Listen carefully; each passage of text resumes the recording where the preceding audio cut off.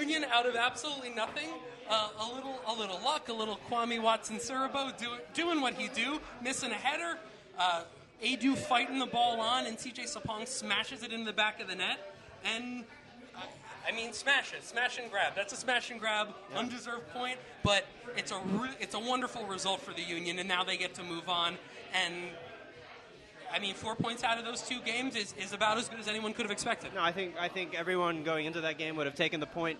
I think we'll take the point after watching the game. I credit CJ Sapong sticking with the play. Credit Maurice Adu flicking the ball on.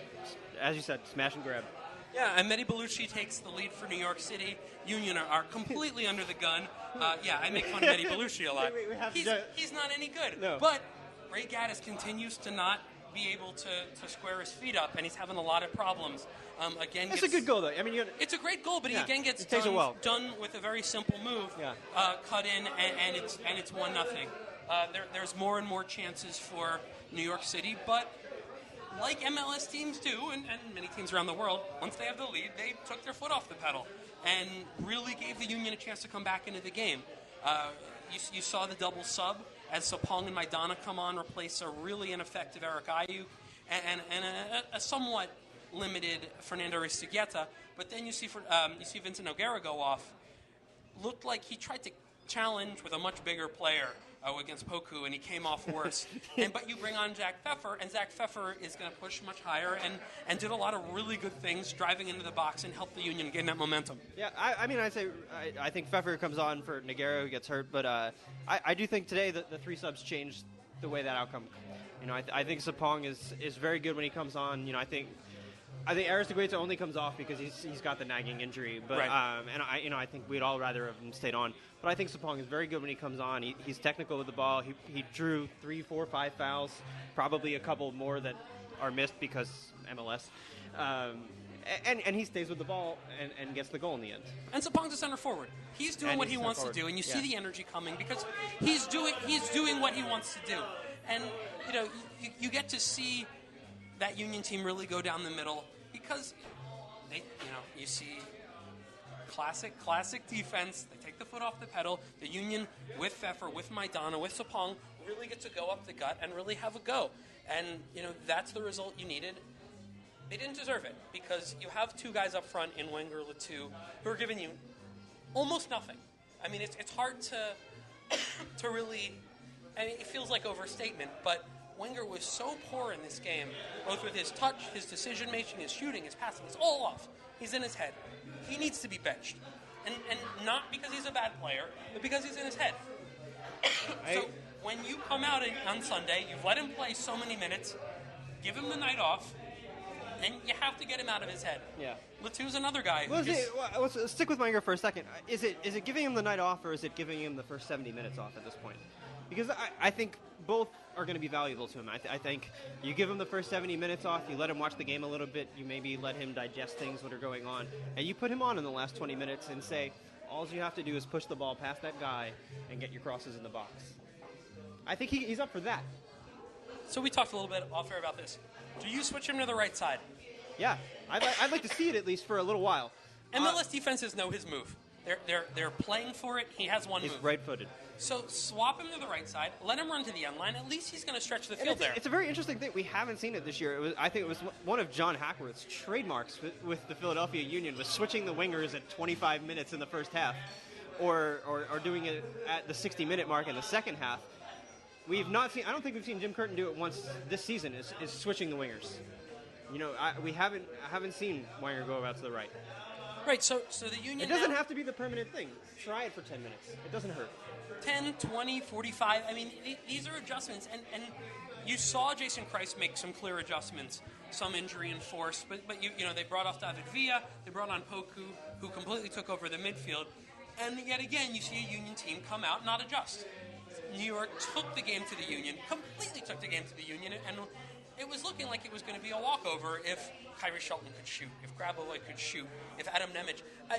It's hard to understand why Adam Nemec is drawing a salary through 6 games. You look at him, he doesn't have speed. He's getting up in the air, but that's only because Vitoria doesn't jump. The Union are you see a lot of chances, especially Ned Grabavoy in that first half, where Williams and Adu are getting sucked in the midfield because Vittoria's lost, or on a set piece, he's not jumping, he's not challenging. So the shape of the Union defense is a struggle, and they're clearly getting beat down, but that is a valuable point. And huge. That energy, it's just energy. That's not down to skill. Maidana lumps the ball into the box, the center back misses it, it bounces off a body, and Sapong is a striker. He pops up in the right place, and he bangs a goal home. That's great work from him, and they get the point. No, I think getting the point out of it is huge. You missed the game on Sunday this week. You could tell the relief in the locker room after getting the win on Sunday. You could tell how much looser the guys were. You could tell they were having a good time. And I think they needed to keep that going. And I think going up to New York and losing 1-0 on a shit field, that was not going to keep the momentum going. Going up and getting a 1-1 draw, yeah, it's going to help go into this week's game a little bit better. So we look ahead. You have New England coming into town. They're rounding a bit into form. You know, Jermaine Jones is back in the mix. Lee Nguyen is healthier and back in the mix. Obviously, Juan Agudelo is going to be flying high, coming off of his goal for the U.S. national team. It sets up an interesting match because the next step for the Union is to turn PPL back into that fortress. Yeah. Everybody uses that word, fortress. And it hasn't been. But they have an opportunity. They've won and they've drawn against New York City. Now they have to go in and make a result stand up against a legitimately good team. Because Jason Christ is a good coach, and there's some good players on that field for New York City. They're a bad team. They're a bad team. They're not New England. And they, it sure looks like they're going to finish outside of the playoff position. But New England's going to be there. New England's going to be in the challenge, and getting out and going right at a New England team. And you expect with this energy, they're going to really take it to them. They have a good shot at it. Let me ask you a question: is Andre Blake the starting goalkeeper on Sunday? Tough. I don't think so. I think he's got to be in the mix at this point. I think you've seen what you get out of John McCarthy. He made a couple of good saves in that second half, I thought. Was not as adventurous coming off of the line, which I think maybe he learned one or two things in the first half. I do think that position is a little bit up for grabs still. I think the point keeps McCarthy in goal. If they go in there and they lose that game 1-0, I think you might see Andre Blake on Sunday. But the fact that they grab that point at the end of the game, I think that Curtin still rolls with McCarthy just to keep the momentum going. I'm going to disagree with you. I just think you saw so many mistakes from McCarthy. His reading of the ball, his reading of the play outside of his box. Sure, it's a minor knock on him. He's a young kid in his first experience. Andre Blake, he's a number one pick in the draft. He's an international goalkeeper. He's a better goalkeeper. John McCarthy is a good goalkeeper. He'll continue to be the backup. But when you have a guy like Andre Blake, I think you have to play him because you saw that a team that could finish would have punished the Union. But Kyrie Shelton is a rookie, still can't figure it out. Adam Nemec clearly hasn't bedded in.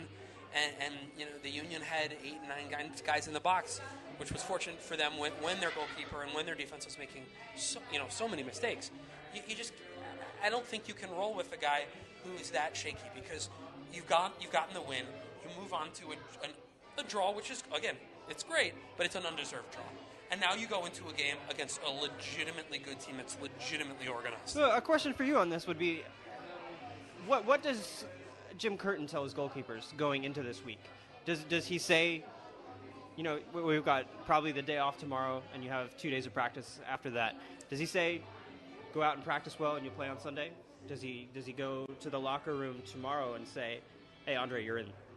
Or does he say, hey, John, you're sticking in? I think goalkeepers visualize, goalkeepers prepare a day plus in advance. I would say you give them the day off, they show up at the facility in 2 days' time. And he has a decision. I think decisions should be made. Yeah. That's my personal opinion, which you take for what you'll take it for.